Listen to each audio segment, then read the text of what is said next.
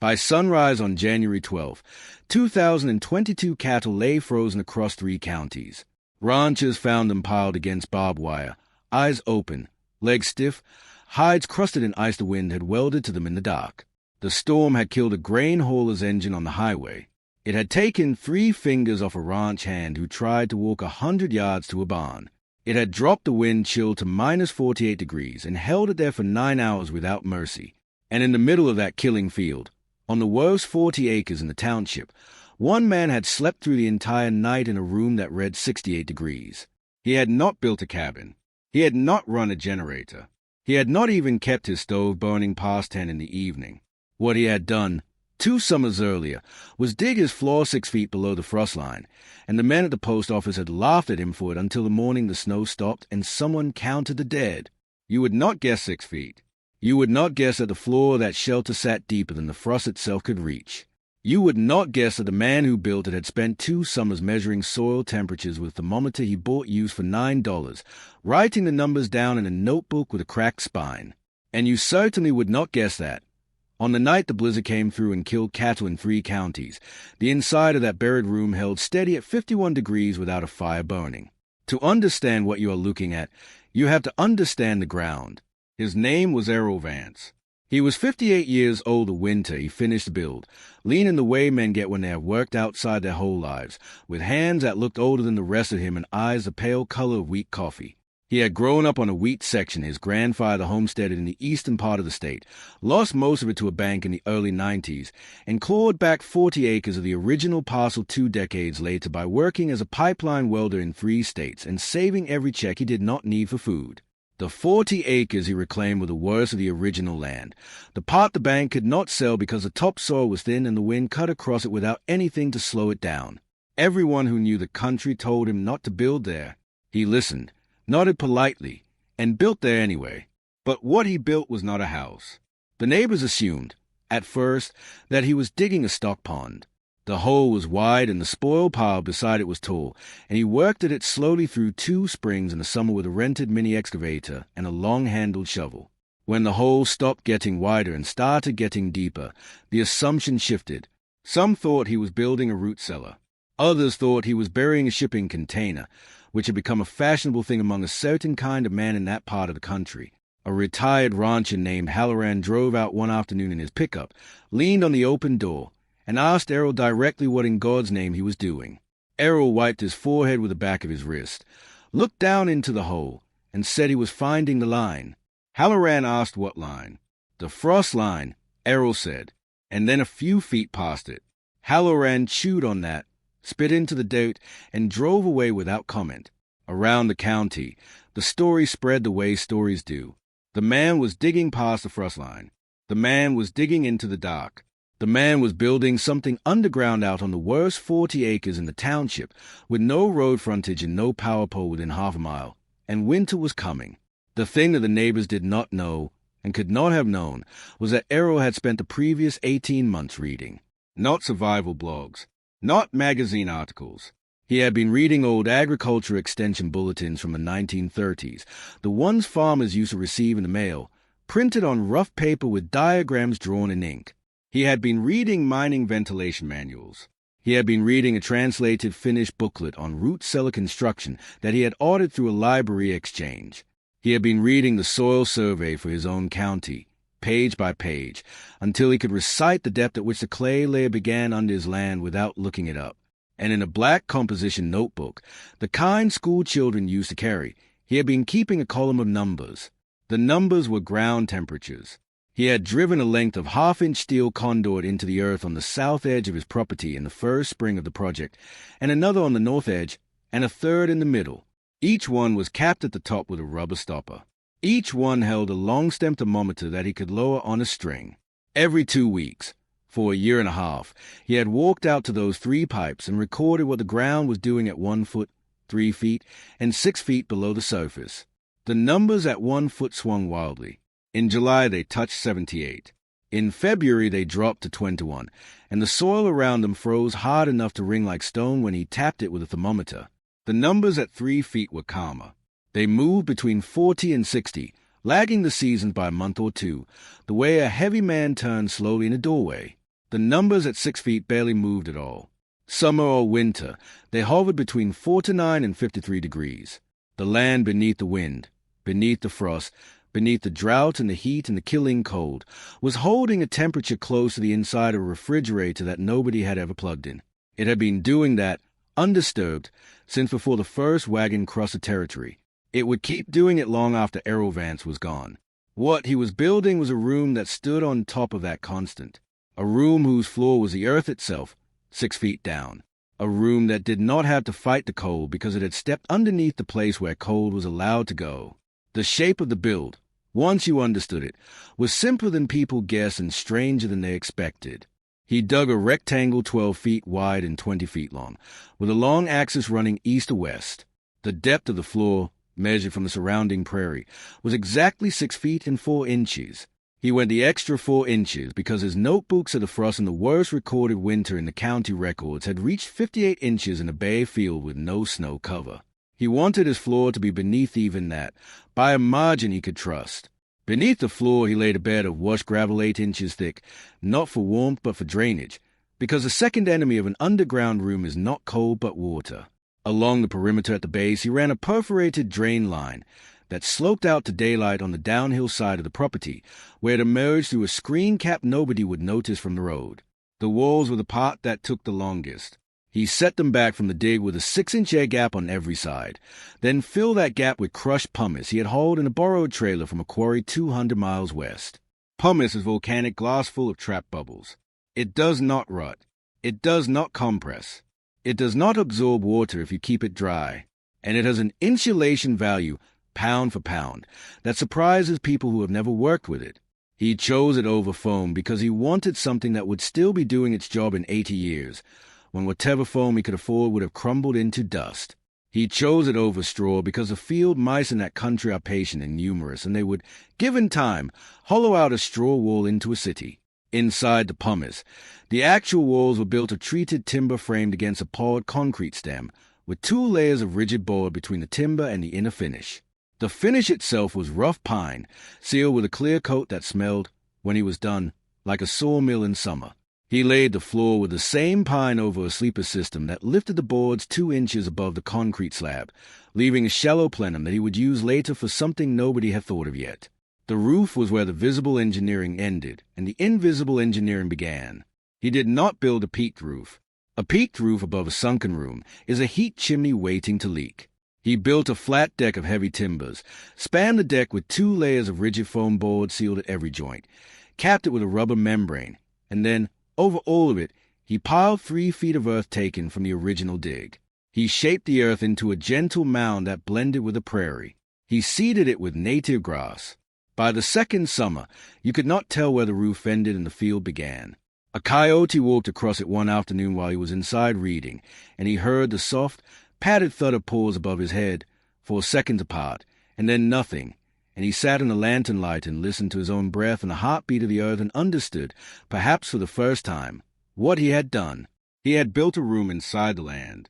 The technical mystery, for anyone who was paying attention, was how he intended to heat it, or rather, how he intended to not heat it. The smaller the temperature difference between inside and outside, the less energy a shelter needs to stay livable. Most cabins in that country fight a 40 or 50 degree gap between the indoor air and the January night. Errol's room, sitting on a floor that never dropped below 4 to 9, only had to lift the air about 20 degrees to be comfortable. And because the walls were wrapped in pumice, and the roof was wrapped in 3 feet of soil, almost none of that warmth could escape. He installed a small cast-iron stove on the west wall, vented through an insulated pipe that ran up through the earth mound and ended in that forearm-thick chimney. The stove was sized for a one-room cabin half the volume of his. He chose a smaller stove on purpose. A bigger stove would have cooked him out of the room in an hour and then sulked cold for the rest of the night. The small stove, fed 3 pieces of split ash, would lift the air to 68 degrees and hold it there for 6 hours while he slept. But the part that nobody outside the room could see, the part that made the math work even when the stove was cold, was the plenum beneath the floor. He had run a length of 4-inch black pipe in a slow S-curve through the gravel bed under the slab, with one end opening into the shallow plenum he had left above the concrete, and the other end rising through the earth on the south side of the mound, where it emerged behind a small cairn of fieldstones. The pipe was capped at both ends with fine mesh, so nothing living could crawl in. Inside the room, at the north wall, a second pipe rose from the plenum to a register near the ceiling. There were no fans. There were no electronics. There were no moving parts at all. What there was, instead, was physics. Warm air inside the room rose to the ceiling and exited through the high register, drawn out by the gentle vacuum of the chimney and the slight pressure difference between the warm interior and the cold exterior. Fresh outdoor air, sucked in to replace it, entered through the south can, traveled through the long S-curve of pipe buried in the gravel, and crossed beneath 50 feet of constantly 50-degree earth before it ever reached the room. By the time that outside air arrived at the plenum, it had given most of its cold to the ground. In January, when the prairie above was -18, the air entering the plenum was measured at 43 degrees. Errol had a thermometer at each end of the pipe. He had logged the reading for an entire shoulder season before he ever spent a night inside. What he was looking at, when he opened his notebook, was a building that breathed through the earth. The neighbors did not understand any of this. They could not have. From the road, all they saw was a man who had dug a hole, covered it up, and moved into it. Halloran, the retired rancher, came back twice at full, once with a cousin and once with a man from the county who wrote inspection reports for septic systems. Both visits ended the same way, with Errol showing them the inside of the room and the men standing in the lantern light with their hats in their hands, not quite sure what they were supposed to say. The county man tapped the rough pine wall with his knuckle and asked what was behind it. Errol said pumice and concrete and air. The county man nodded as if those 3 words formed a complete sentence in some language he did not speak, and then he went back to his truck and drove away. Halloran, on the second visit, stayed longer. He sat on the edge of the small bunk Errol had built into the east wall, and he watched the lantern flame stand perfectly still inside its glass, undisturbed by any draft, and after a long silence he said, "It's quiet in here." Errol said it was. Halloran said, "I have not heard a room this quiet in 50 years. He was right. 3 feet of earth above the ceiling and 4 feet of earth beside every wall absorbed sound the way a sponge absorbed water. There was no wind noise. There was no hum of wire. There was only the small tick of the stove and the soft draw of air at the register and the sound, if you listened hard enough, of Halloran's own breathing, which embarrassed him slightly, so he stopped staying so long after that. The first real test came in mid-November, before any of the big weather had shown its face. A cold snap moved in from Alberta and dropped the daytime high to 4 degrees for 3 days in a row. Errol let the stove go cold on the second night, just to see. He had a thermometer mounted on the north wall, another on the south wall, and a third resting on the floor beside the bed. He woke at 4 in the morning to a room that read 53 degrees. He had slept under 2 wool blankets and a down quilt. He was not warm in the way a heated cabin is warm. But he was not cold, either, and he was not in danger, and when he stepped outside to feed the chickens he kept in a small coop near the road, the cold hit him in the lungs like a slap, and he realized, walking back, that he had crossed from one climate into another by descending 6 feet. The notebook entry from that morning read, in his careful pencil hand, "No fire 14 hours. Interior 53. Exterior -6. Difference 59 degrees. Pumice working." Word of the underground room spread that full in the way small county news spreads, which is to say, through coffee shops and feed stores and the cab of a truck idling at a grain elevator. By Thanksgiving, half the township knew that Errol Vance was living in a hole. Opinions varied. A few of the older farmers, the ones whose fathers had told them stories about the homesteaders who had wintered in dugouts during the worst years of the 1880s, withheld judgment. They knew the prairie had a long memory and that the people who had lived through it before had not been fools. The younger ones were less generous. There were jokes about gophers. There were jokes about graves. A man at the post office, no one anyone needed to remember, said loudly that anyone who slept underground in this country deserved what he got. Errol heard about that one secondhand and shrugged and went home. The blizzard arrived on the 11th of January. It did not arrive the way blizzards arrive in movies, with theatrical wind and dramatic warning. It arrived the way real ones do, which is to say, the sky simply lowered itself. The forecast had said snow and cold. It had not said what kind. By mid-morning the wind was steady at 40 miles an hour. By noon the visibility was under 100 feet.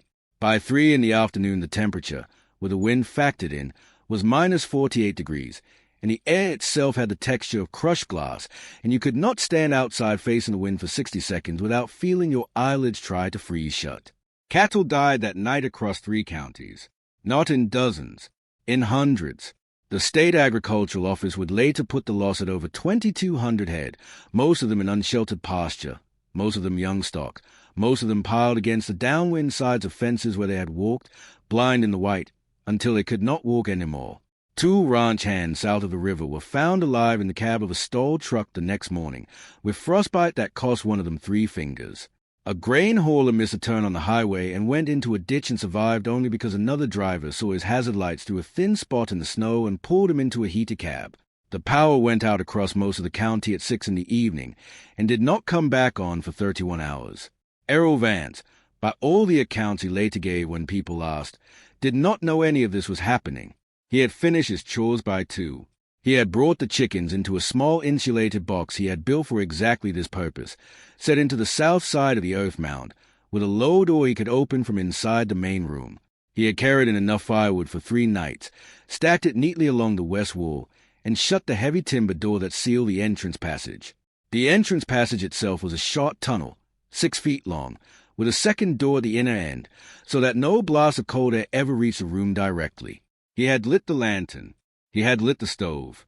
He had made a pot of stew from a piece of venison a neighbor had given him 2 months earlier, and he had eaten it slowly while reading a book about the geology of the high plains. At 9 in the evening, the wind above his ceiling reached what the Weather Service later estimated as gusts of 73 miles an hour. Inside the room, the lantern flame stood perfectly still inside its glass. The thermometer on the north wall read 69 degrees. The thermometer on the south wall read 68. The thermometer resting on the floor beside the bed read 65. Outside, 14 feet above his head, a man would have died in under an hour. He let the stove burn down at 10 and went to sleep. At 3 in the morning, he woke once, the way people in unfamiliar quiet sometimes do, and he lay in the dark listening for the storm. He could not hear it. Not the wind, not the snow, not the sound of the world ending above him. He could hear his own pulse in the pillow and the faint settle of an ember in the stove and the small, steady draw of air at the register, which meant the buried pipe was still working, which meant the room was still breathing, which meant everything was, against all predictions of all the men who had laughed at him in the post office, exactly as he had designed it to be. He went back to sleep. He woke at 7 to a room that read 61 degrees with a cold stove. He relit the fire with 3 pieces of ash. He drank coffee. He read for an hour. At 9, when he opened the inner door of the entrance passage, he found the outer door packed solid with a wall of snow that had drifted against the earth mound during the night. He had to dig sideways for 20 minutes with a short-handled spade before he broke through into daylight. When he did, the daylight was the color of skim milk, and the wind had dropped to a steady breeze, and the field of his 40 acres was a single unbroken white surface from his door to the horizon, with no marks on it but the prints of one coyote that had crossed his roof at some point in the night and continued, unconcerned, into the west. He climbed up onto his own roof in the snow and stood there and looked. Half a mile to the south, near the fence line that separated his property from the next section, he could see something dark in the snow. He walked toward it through drifts that came up to his thighs. The dark thing, when he reached it, was a black baldy cow, a young one, maybe 2 years old, frozen solid where she had stood against the wire. There were 3 more of them beyond her, in a line, all of them facing the same direction, all of them with their heads down. They did not belong to him. They had drifted onto his land in the storm, looking for shelter, and had found wire instead, and had died there 150 yards from a man who, that same night, had slept warm under 3 feet of earth. He stood looking at them for a long time. Then he walked back to his room and got on the radio he kept charged for exactly this kind of morning and called the brand inspector and the neighbor whose cattle they almost certainly were, and he waited at his door, with coffee, until the neighbor's truck came slowly up the section road 2 hours later, breaking trail through drifts in low gear. The neighbor's name was Pruitt. He was a man Errol barely knew. Pruitt got out of the truck and walked the line of dead cattle with his hands in his coat pockets and his face set in the careful blankness that ranchers use when they are trying not to feel something in front of another man. Then he walked back to Errol and looked at the slight rise in the snow that was the only sign of the room and said, "You stayed in there last night?" Errol said he had. Pruitt said, "What did it get to? Inside?" Errol said it had been 68 when he went to sleep. Pruitt looked at him for a long moment. Then he looked back at the cattle. Then he looked at the slight rise of the roof, and the thin ribbon of stovepipe smoke, and the prairie that had killed his animals and spared this strange man, and he said only, "I would like to see it sometime." Errol said he could see it now, if he wanted. Pruitt did. He spent 40 minutes inside the room, asking quiet, specific questions, the way a man asks when he has decided, against his early opinions, to learn something. He asked about the pumice. He asked about the pipe underfloor. He asked about the depth. When Errol told him 6 feet 4 inches, Pruitt nodded as if a small door had opened in his head, and he said, almost to himself, "Past the frost." Errol said, "Yes, past the frost." In the weeks after the storm, the story of the underground room spread further than Errol Vance was comfortable with. The county paper ran a short article. A man from a state agricultural college called and asked if a graduate student could come and measure the air movement through the buried intake pipe in March. Halloran came back a third time, with 2 grandsons, and Errol let the boys sit on the bunk and watch the lantern flame and listen to the silence and try, in their young heads, to imagine a storm above them. The boys did not say much, but one of them, the older one, asked at the end whether you could build a smaller version of this for a hunting camp. Errol said you could. The boy asked how much it would cost. Errol said the gravel was cheap, and the pumice was the expensive part, and the rest was time. The boy nodded and filed that away somewhere, and his grandfather watched him filing it away, and something passed between the 3 generations in that lantern light that none of them spoke about on the drive home. It is worth pausing here, before the end of this story, to ask what was really at work in that room. It was not magic. It was not even, in any strict sense, new. The Finns had been building food cellars on this principle for centuries. The miners of the deep coal seams had known about the constancy of subterranean temperatures since before the first thermometer was carried underground. The homesteaders of the 1880s had survived their first winters in dugouts cut into the sides of creek banks, not because dugouts were comfortable, but because the ground around them refused to let go of its summer heat fast enough to kill them. What Errol Vance did, on his worst 40 acres, was take pieces of old knowledge that had been allowed to scatter and gather them and combine them with 1 cheap thermometer and a black composition notebook and 18 months of patient measurement. He did not invent anything. He listened to what the land had been saying all along, in a language of degrees and depths, to anyone who was willing to drop a thermometer on a string and write the numbers down. If you have ever stood in a basement on a hot July afternoon and felt the strange, almost holy coolness that rises from a concrete floor, you have felt the same constant that kept him alive. If you have ever walked into a root cellar in February and been startled that your breath did not show, you have met it from the other side. The earth is not warm. It is not cold. It is steady, and steadiness, in a climate that swings 140 degrees between July and January, is the most precious resource a person can stand on top of. What Errol understood, and what the men at the post office did not, is that survival in extreme cold is rarely a contest of strength. It is a contest of leverage. A small stove against a large gap is a losing fight. A small stove against a small gap is barely a fight at all.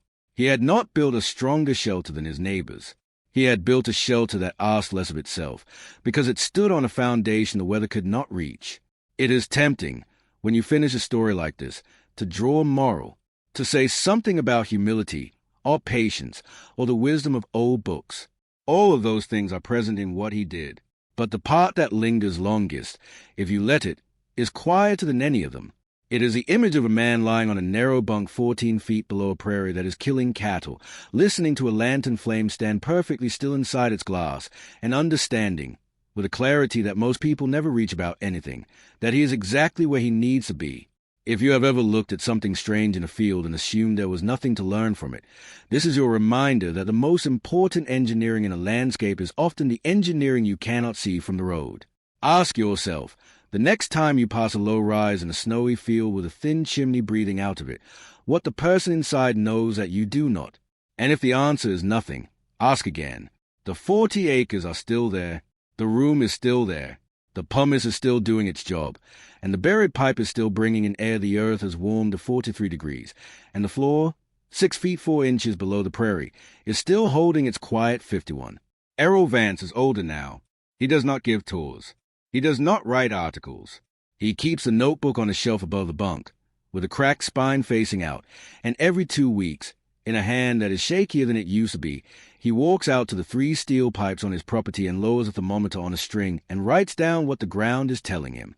The numbers, year after year, barely move. That is the whole point.